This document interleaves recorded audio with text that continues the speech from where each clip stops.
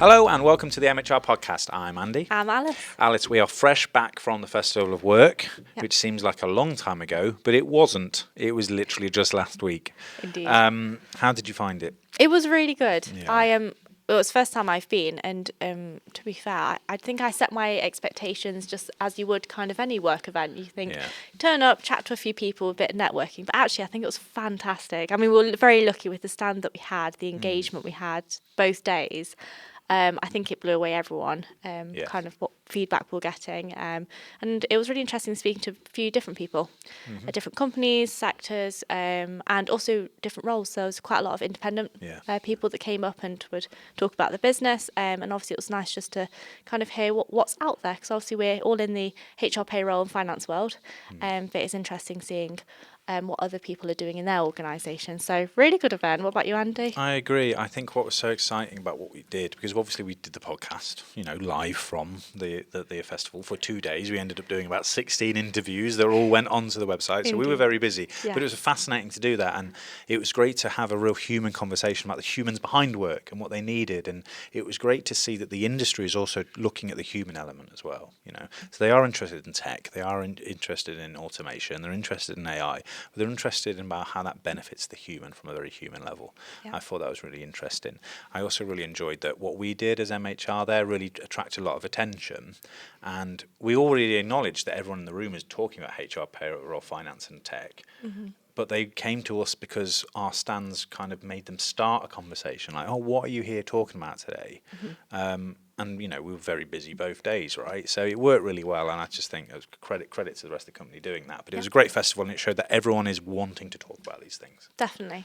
And I think as well, what was interesting is being in a room where you're all looking at the same kind of thing. So like we all talk about, like say, the human aspect, we're all talking about AI. Well, a big topic was learning, which we brought up on the podcast last week.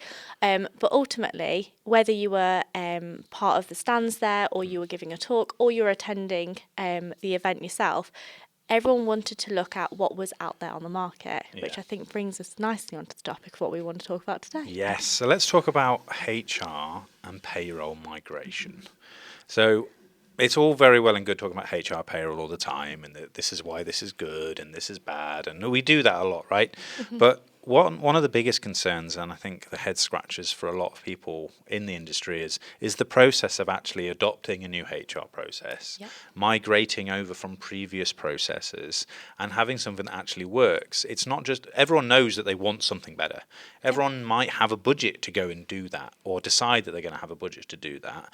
But the real head scratching comes in. It's like, oh, how? Why? Is it going to take my team out of action? Is it going to stop the company working for a bit? And so we recognise at MHR that is one of the main barriers stopping people making a move, is not even just the budget, but the process. So we've released a new guide, actually part of our migration campaign coming out from MHR over the next few months, which is talking about what businesses need to consider when they're moving from a legacy platform or process to a new HR and payroll platform. Yeah. So the reason that I think, brought out this guide is we've recognised that it takes a lot of time and effort to go out and discover and scope your requirements for a HR system, but it's a whole different reality bringing it and implementing it. But what we're trying to say is no matter how huge the task is, it actually can be quite simple. It doesn't have to be a headache. Now, the reason why some people might go out to market to find a HR system is, like you mentioned, the systems are constantly developing and you're wanting to be on top of the new technology, take advantage of something that might be more efficient, more productive, and ultimately saving you money in the long run. Because what we know is legacy systems tend to be higher costing. And you can be missing out on opportunities like upskilling your employees. It can be inhibiting your retention in the company. So what we're trying to say is actually it's a really key thing for businesses to review the Yeah. HR system, and if it's not meeting your needs and you're not finding its best fit, Yeah. that when you go to market, don't be daunted by the idea of migrating. It can be Yeah. a very simple linear process, and Well, that's it's like anything in life, right? That's high value or important to you, even on a personal level. Your energy bills or your phone provider. Yeah. Sticking with the same thing isn't going to benefit you because it's not going to improve your life. It's just going to keep you coasting as you were now, right? Yeah. Businesses are growing. Businesses are under increased pressure. Sometimes with even more limited budgets, they have to do more with less. So why would you keep doing the main core business functions, just paying your people and managing your people and making sure they're supported? Why would you keep doing that the same way? Why wouldn't you optimize it and improve it? Exactly. So there's a couple of steps that you will take when you're looking at migrating your software. Yep. So before the migration, and what we cover in this guide, is that you'll create a plan. Yep. And you need to think about your unique needs. So what are your requirements? What is it that makes your business the business that you have? How do you operate? And with that, you're going to be defining your processes. Yeah. And I think that's quite a key one because it really can help create an efficiency. If you're looking back at your process, if you're redefining it, ultimately you're making it a healthier process. Yeah. And then with that, if you're looking at software, you're going to need to tidy up your data. Yeah. So they're kind of the beginning steps before migration of what you'll need to be covering.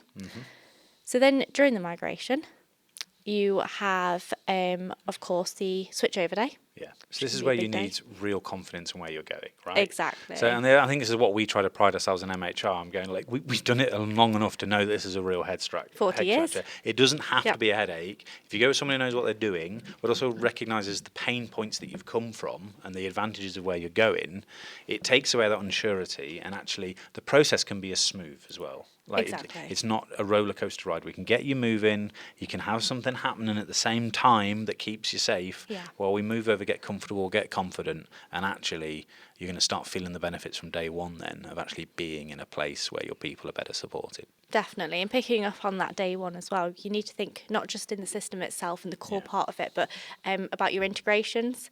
Okay. So have they all been set up? Have you communicated with them? Are the different parties involved? That's internally and externally. Yeah. Are they all on board and aware of what's happening on switchover day? And then ultimately what that day is, just having a really clear plan of who's involved at what time. Yeah. And your the system that you're going to, they will have support. You will have a project manager and different support levels. So it's making sure that everyone is up to scratch with where they need to be. Yeah. So then after the migration, so that should have all gone smooth, Yeah, all yeah. seamless, happy days. So now people are getting excited. They've got this new system in. They know it's better than the old one. It's worth the investment. But I think what's important is you're not forgetting how quickly people need to adopt that. Yeah. Getting buy-in, right? Getting Yeah. people to support it.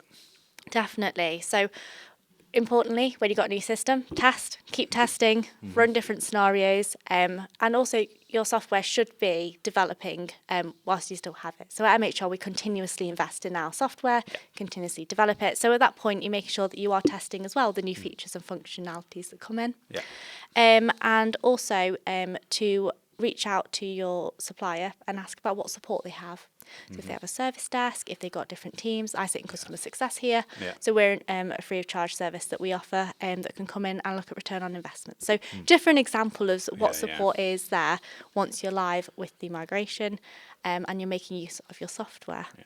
So what I'm understanding from it is actually there is a lot that goes into it. And that's why it seems so scary, because anyone who's naive to that or hasn't done it before, if you're a HR manager or if you're in the IT team or even if you're a CFO, CIO, and you're making the decisions to go, this is where we're going to go, the actual implementation, the migration of it can seem really daunting and it's going to get you nervous. But that's where you need the confidence of a supplier or a real expert in the industry to go, don't worry, we do this all the time. It's easy. You can understand that you can implement this huge change which will affect how you work and improve your lives, but it won't affect your day-to-day. We can allow these things to move forward as planned and give you the confidence and the buy-in from your company for when you make this change and you feel like you've completely switched over, that you're in a better place.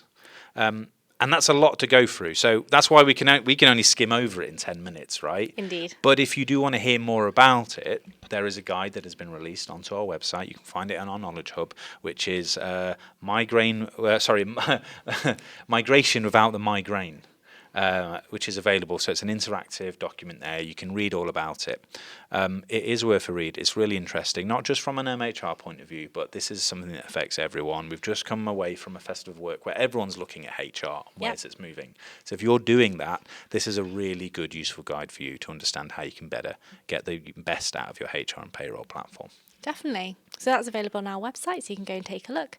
But that's it for Andy and I this week. Yeah, next week we're going to probably start releasing some of the extra special guest videos that we did as part of the podcast during the Festival of Work. So keep peeled for them. We've got some very special external guests joining us, so we'll make sure you're kept in the loop with everything we did while we're at the biggest HR payroll event of the year in the UK. Very exciting. We'll see you soon. See you in a bit.